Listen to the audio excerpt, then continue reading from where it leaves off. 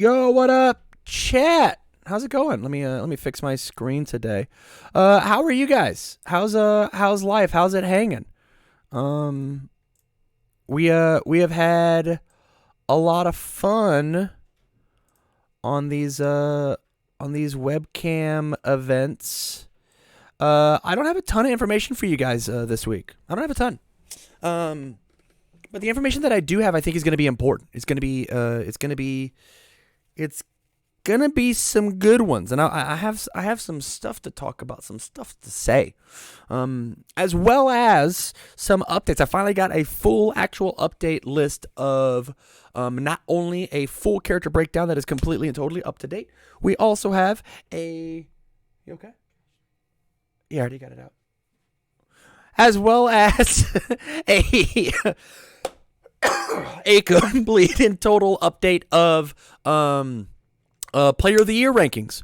I have tracked everything that has had an event past 30 individuals, so that includes all of the Webcam Weekly events hosted by Jasco. That includes this first provisional. It also includes the 1K that some handsome man won. Hopefully, it will include the 1K that's happening this upcoming weekend, but we're not there yet into the future. So with that, I will, after this small Tam Talk live over on Twitch, YouTube, if you haven't joined me over there, please. It's very fun every Monday at like 6 o'clock.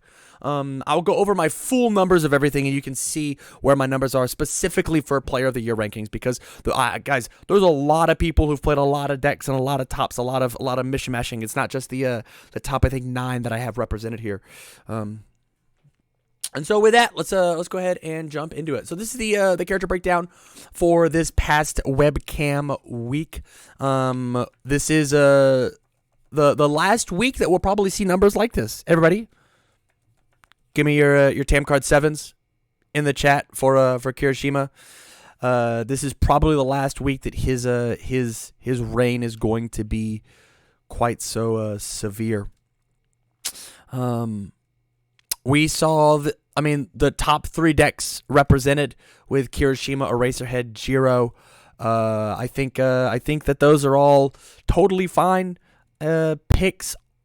2 All Might 1s, which is blowing my mind. I don't think that's accurate. That might be accurate.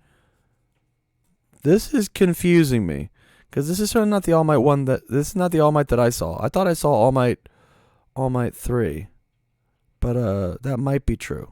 That might be true, which make my data just a little off. Just a teeny tiny bit. I'll have to go back and relook. Anyway, 2 All Might 4s, who also is going to lose a lot of popularity. F's in chat for All Might 4 because of Coordinated. Midoriya, probably the best character, and I have updates at the end of the video about Midoriya and what he means to me in my life now. Double Kamui, double Nomu, double Ochako 2, double Shigaraki, double Atsui 2, which is a huge crazy surprise. Crazy surprise. Yeah, this is a really spread out. I think one of the smallest webcam events that we've had. I want to say that it just cracked over 40. I want to say like 40, 42 or something like that. I'm not going to do the math. It's fine. This event was very small in comparison to what our normal webcam events are. It might be some fatigue after the provisional, and honestly, that's totally fine. Take a week off. Come back in to a fresh new meta without Kirishima being quite so stacked. Our undefeateds were the following. We had a Jiro, we had an Atsui 2, we had a Tokoyami, and we had a Ojiro. Which Ojiro, claps in chat for Ojiro, coming in strong, coming in arguably the strongest he has ever been because of how well he does against Kirishima, right? And so it's possible that maybe some Ojiro stock tanks, or maybe without trying to get over such a crazy big wall, Ojiro might find more popularity. There's a lot of toss up when it comes to the meta of this upcoming provisional. I think we're going to find a lot of data at the 1K that's happening this weekend for Red Riot Games. If you're not signed up for that, I'm sure that there will be links all over Discord for that. Go sign up. It's super fun. to play in these big events. I don't know if I'll be there. I certainly have not signed up yet as of this time. I'd have to ask for the time off, and it's a little short notice. It's a little short notice for me personally. So with that, yeah, I'm happy that Kirishima. Actually, hey, let's keep it a bug. I'm a little sad that Kirishima didn't get to go out on top. In this Webcam Weekly. He certainly went out on top in the provisional. Big shout out to Kevin Broberg for taking that down. Big shout out to all of top 16 playing some amazing, wonderful games. I know that that Sunday I was over at my monthly D&D game, and I'm barely paying attention to what's happening here because I got a headphone in and I got the official stream up, and I'm just waiting. I'm just watching all the action. So big shout out to all those players from last week, 2 weeks ago, something like that. A while ago. Long enough ago that it's old news now. Here is our character breakdown as of right meow. And obviously, all of this data we kind of get to just like crumple up and toss out the window. Because as the rest of season 1 pulls as the rest of season 1 comes to a finish. I have to get rid of my stuff. Boop, bye chat. As the rest of season 1 comes to a finish, this number is not going to grow. In fact, it's going to not necessarily shrink, but I don't think it gets much bigger. Obviously, a lot of people are going to lose stock in Kirishima because there is, even if Kirishima is the best, even if Kirishima is the best character to be represented in the format still, right? He's the best character in the game because of the fact that Jasko took away all his super fun toys. People are just going to jump ship off of this character. They're just not going to. They're going to look at the power level that he was playing at and the power level that he plays at now and be like, I don't want to bother with this. And that's totally within their right. That's totally their call.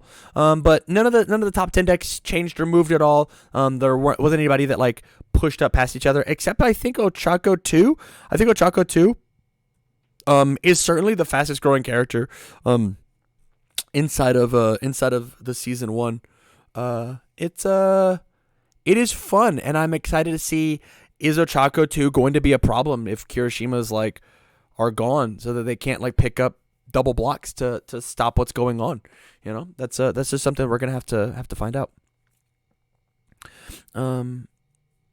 Jasko banning and eradicating things with only one set has players in my area a little hesitant going forward. That's an interesting point to bring up, Nightmeister, and I'm actually super down to just pause and talk about that. I'm in two camps, right? Or there are two camps when it comes to that. Is when you could take and be in one mindset of let Kirishima and coordinated effort ride because it's good for people who are buying packs.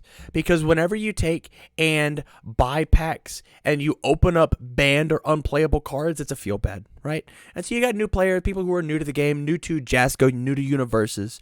And so they open up these packs and they're like, man, this sucks because I opened up a rare and I don't get to play. I wasted my $5 on my booster pack. And that's like very, very shallow. And then you have the other camp of like, if the game is not fun because this one character and this one interaction, talking about coordinated effort, is so overpowered or so overshadowed that the environment feels not fun to play in, then you'll also lose players, right? And so the question is would you rather have somebody waste $5 on a card pack or feel like they wasted $10 to $20 playing at a big event just to get Kirishima 6 times in a row, right? And so that's the as Head of Hustle says, the tough decision that you have to make when it comes to doing some sort of errata or ban.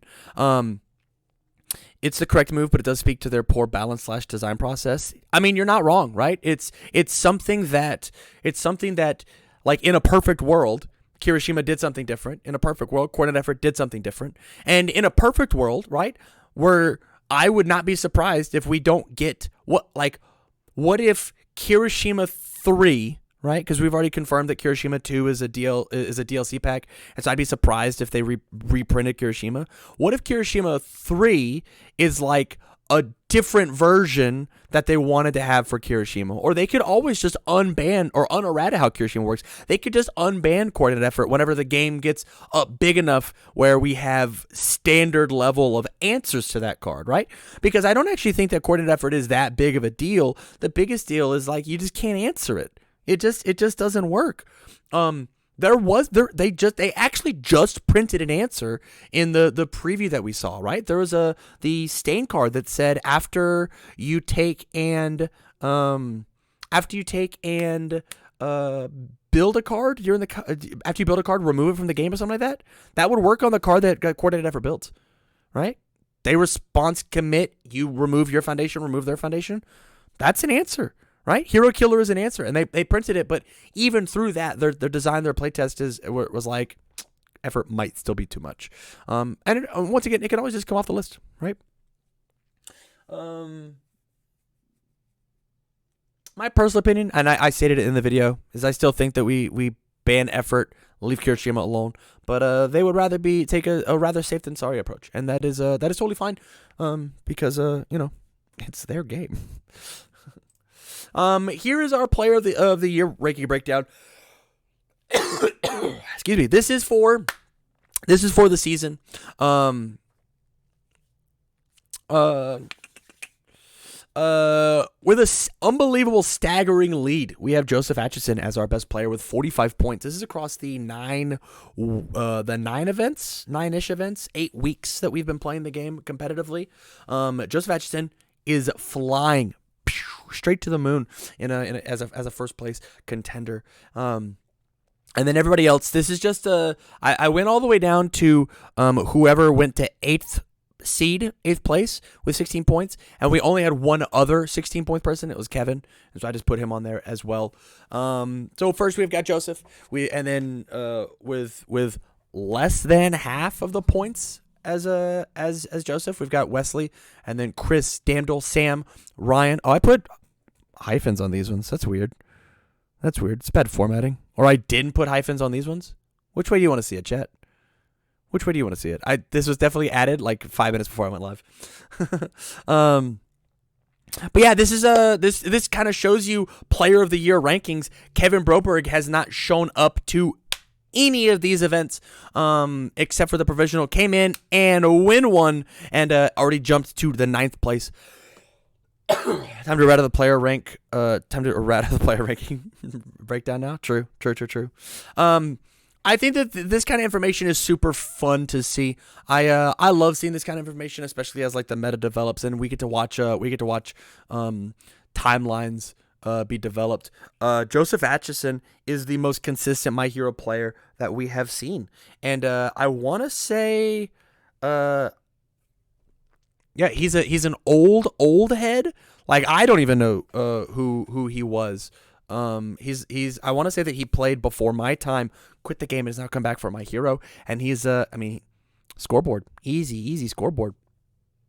And like I said at the very end of stream, I will be showing the document that I use for all of these player rank breakdowns. But that'll be after the YouTube video is done recording. So my recap so far. First off, I'm very happy with how 2022 is going. I like the competitive season. I honestly like the approach that Jasco is they have their fingers so close on the pulse that they are willing to take action if they feel that it is necessary. It is such a way better reaction than the idea of there's this absolutely massive garbage truck on fire that is slowly rolling down the hill. That is the My Hero CCG, and Jasco is just like, well, we're working on set 10. Sorry, guys, you'll just have to deal with it. I like that personally. I think that that's really, really good. And as we go through and we see these big events coming, like the 1K that's happening this weekend, like the provisionals that's happening the weekend after, so on and so forth, we're going to see a different more exciting meta evolve, right? It's not necessarily sorry, let's take it back. I don't necessarily think it's going to be more exciting, but it's going to be a different exciting, where we're not going to see a singular deck I assume take up 13% of it, but I bet we're going to see more of these 7% as some of your other category gets to rise up and fight this other part. But I would love to know what you guys think in the comments down below or over here on Twitch chat as we finish having a conversation about the 2022 meta. If you haven't done it, go ahead and do the cool YouTube stuff, like, share, subscribe, but you probably didn't watch till this part of the video anyways. So I appreciate you if you did. And with that, I will see you guys in the next one, and I wish you well.